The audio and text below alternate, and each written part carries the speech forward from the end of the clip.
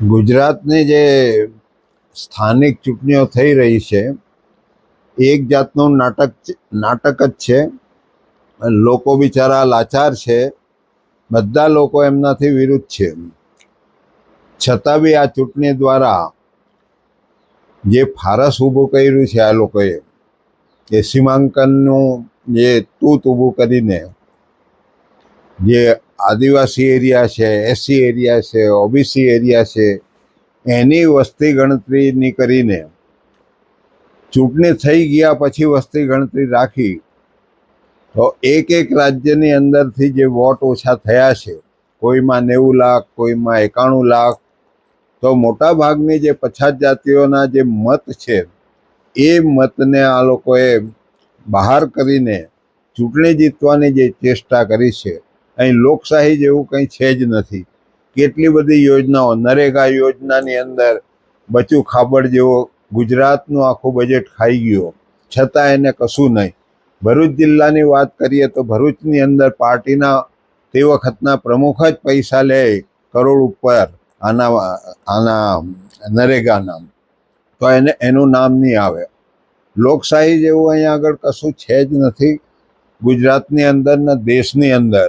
આપણે તો લોકશાહી જેવું નેપાળની અંદર જે સરકાર બની અત્યારે, એવા સરકારનું આગમન ભારતની અંદર થાય તો જ લોકોને ફાયદો થઈ શકે છે, તો જ લોકોનો અવાજ ત્યાં સુધી પહોંચી શકે છે. બાકી એને કોઈ પહોંચાડી શકે એવું નથી.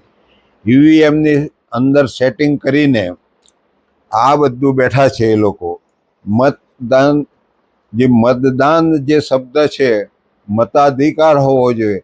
દાન એટલે પાછું નહીં લેવાની શરતે આ લોકો એમ કહે છે કે તમને દાન આપી દો છો મતનો, અમે જે કરીએ તે ખરું. પણ લોકોએ બી સમજવાની જરૂર છે, આ સંવિધાનિક શબ્દ નથી. જે મતાધિકાર વાપરવો જોઈએ ને એ લોકોને કોઈ દિવસ મત જ નહીં આપવો જોઈએ. બેલેટથી ચૂંટણી એમની તાકાત હોય તો બેલેટથી ચૂંટણી કરવી જોઈએ ગુજરાતની અંદર. તો હું ચેલેન્જ કરી આપું કે ભાજપ જીતે છે બેલેટના રાજની અંદર, તો આપણે માનીએ કે લોકો તમારી સાથે છે. બાકી આ એક જાતની જો હુકમી અધિકારીઓ દ્વારા દબાવવાની જે કોશિશ છે, આજે દબાવી રહ્યા છે. કેટલાય ફોર્મ એ લોકોએ ઊંચકી જઈને ભરી દીધા છે. એને મુક્ત ચૂંટણી આ ગુજરાતમાં કોણ કહે? મારે એમ કહેવું છે. એક જાતની ઇજારાશારી દબાવી દેવાની વાત છે. બ્રાહ્મણ રાજ, હિન્દુ રાજ કરી દેવાની જે વાત છે તે અહીંથી ગુજરાતમાંથી શરૂ કરી છે, આવી જો હુકમી કરીને. એટલે આને હું મુક્ત ચૂંટણી કહેવા માંગતો નથી અને કહેતો પણ નથી.